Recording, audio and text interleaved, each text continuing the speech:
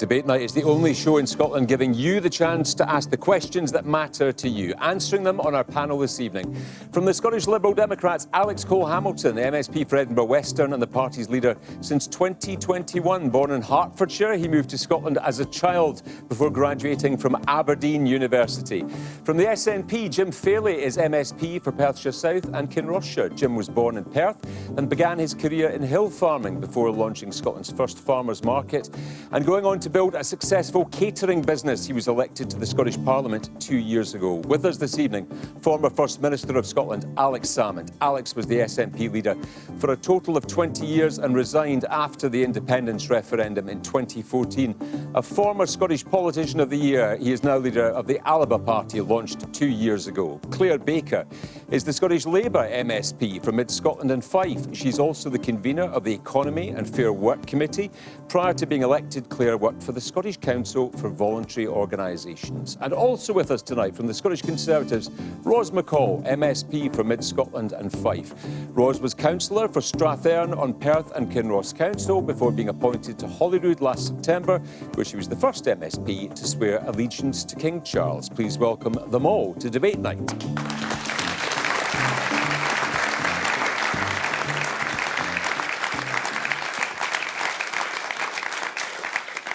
And, of course, welcome to our studio audience here in Perth. It's great to have you with us this evening. And you can join in the discussion from home, wherever you are. The hashtag is BBCDN on social media. Give us a follow at BBC Debate Night as well. And our podcast will be available for you to download right after the show. So let's get started. Our first question of the night comes from Frank Sloan. Frank, evening.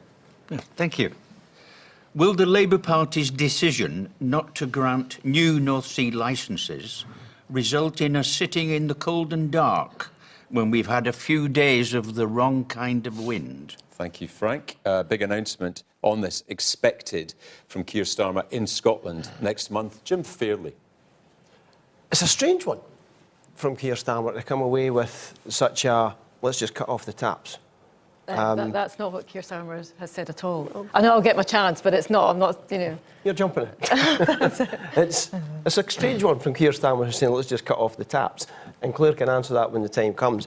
There is absolutely no doubt that we are moving away from oil and gas, but it's got to be that just transition. It has to be a staged process. And the one thing that I think that we absolutely have to guarantee here in Scotland is that we don't do what Margaret Thatcher did and leave huge communities decimated after that industrial base has moved on.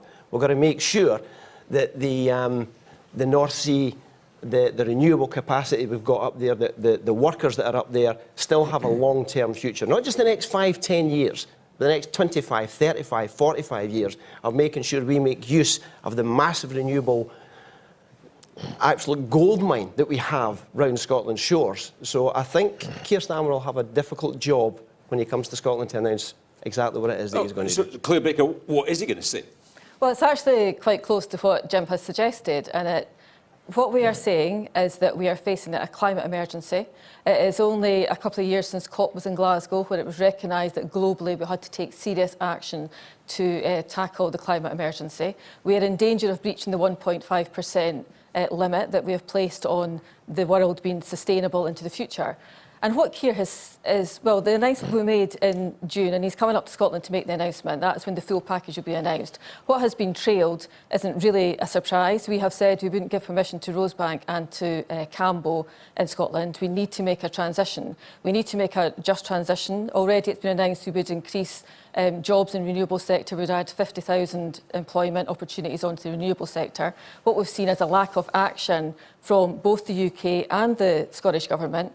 In the UK Government, if you look at what America's doing, what Europe's doing in terms of investing into green technology and green energy, the Tory government are far behind this. We're not seeing that kind of investment in Scotland. And in Scotland, there's been so many false dawns around a renewable sector. I mean, I represent Mid-Scotland and Fife. I've got BiFab in my region. The turbines for BiFab we're meant to be doing are getting built in Indonesia and shipped back here. So that's what Frank's worried about. Frank's worried that if the wind doesn't blow, there's going to be no power. What we will do is we're going to come up with an energy plan that will put billions into the investment that is needed. That will encourage external investment. I'm on the Economy and Fair Work Committee. On that committee, we constantly hear that around the globe, we are reducing investment into oil and gas, and there is opportunities to invest in renewables, but the country needs to be open for business. And at the moment, both governments aren't providing that certainty for businesses to come to Scotland. This is not just for governments to pay for. The amount of money that is needed to make the transition away from fossil fuels into a modern, renewable sector that we need to see if we're going to tackle the climate emergency. And there's jobs in this as well. Alex Salmond. Well, I think Frank said, would the lights go out? Well, the straight answer to that is no, because all they'll do is import liquid petroleum gases, which are much more carbon intensive than producing methane from the central or northern North Sea. Of our oil and gas already. The questioner asked, would the lights go out? And I'm pointing out what would happen would be import substitution, which makes it rather a daft policy. I don't think it's the right policy. I think the SNP and Green, when they released in January, I think it was, a statement saying there'd be a presumption against development. I think they're wrong as well. I think a better way to tackle this is to make it a condition of every consent in the North Sea that there's a carbon capture proposal, either to zero or even negative, because we've got an expectation of 80 billion in the next 7 years coming in oil and gas revenues, devoting even a small portion of that to make Flotta, St Fergus, Peterhead, Grangemouth carbon capture compliant, use the pipeline network to get the carbon dioxide back into the North Sea. It's important that this is tried at scale. It probably will work because we've got a lot of geological experience. And if it does work, it's going to make, potentially there's a capacity for 70 billion tonnes of carbon dioxide. That's 200 years of the UK's current production of carbon dioxide. So instead of, talking about pushing oil and gas jobs off a precipice, talking about a just transition, which can't be made in that timescale, then why don't we invest in the technology which might make our oil and gas future compliant with the future of the planet? Is he right on that? Today, Mary McCallan, Cabinet Secretary, said simply stopping all future activity in the North Sea is wrong. Are you starting to soften your stance on the North Sea? Well, I've never softened my stance. I've never actually believed that they should be stopping completely. We do have a position of presumption against new licences. Yep. That's the SNP and the Green position, yep, which is similar to what we have said over this weekend. Do you disagree with that, Jim? Yeah, I do. I think that we have to make sure that the resources that we've got, we have to use. As Alex says, we're going to be importing. If we stop domestically production, then we're going to have to start importing it.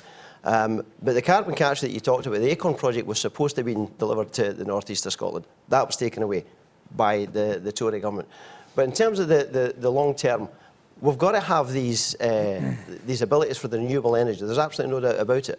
And that's got to come in parallel with as we phase out. Acorn hasn't been taken away. It's just still to be invested in. It's still there, and the potential is still there. Just as Peterhead Power Station, if Gordon Brown had invested in the carbon capture Miller project in 2007, we'd have the world's largest hydrogen burn station, a clean power station in Scotland. Now, these are huge opportunities, and for most of my political life, we've been missing the great industrial and economic opportunity for oil and gas. It'd be absolutely tragic if we miss the potential of carbon capture to reconcile our hydrocarbons with the planet, and also, of course, the renewable bounty which is there. For goodness sake, let's not make the same mistake, and the generation on will be looking back and saying, if only we did this. For this time, let's just do it. Let's see what the audience think on this. Lady on the front row down here. Yes, on you go. Westminster has, in the last couple of years, issued record numbers of licensing for drilling in the North Sea. And Keir Starmer, it's Scotland's oil. How dare he decide, without even consulting us, that he will just help himself or just cancel it? It's not his. It belongs to the nation of Scotland. What do you think should happen moving forward? There needs to be a transition, and it needs to be used. But at the moment, all that oil and gas gets controlled from Westminster, and they pocket and trouser the profit. And meanwhile, I'm struggling to heat my home when Scotland's exporting heat left, right and centre through renewables. And Jim, the SNP, gave away the renewables for 1/10 of the value offshore for the wind farms. At 1/10, you sold it off for 1/10 of the value. You're not squeaky clean on this. You've not done well enough on this. Hang on a second, Jim. Rose McCall, come in on this. Well, yeah, and I think there's some very valid points that are being made, but we are never going to get to where we need to go if we do not bring business along with us. They make the biggest investment in trying to move forward on a green agenda. They are the companies in the northeast, but equally all over Scotland that are producing oil. We need to be able to support them so that they can reinvest and they can look forward into renewals and make sure that our renewables are moving forward.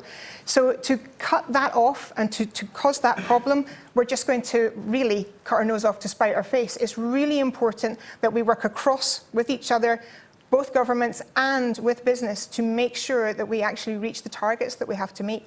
Alex Cole-Hamilton.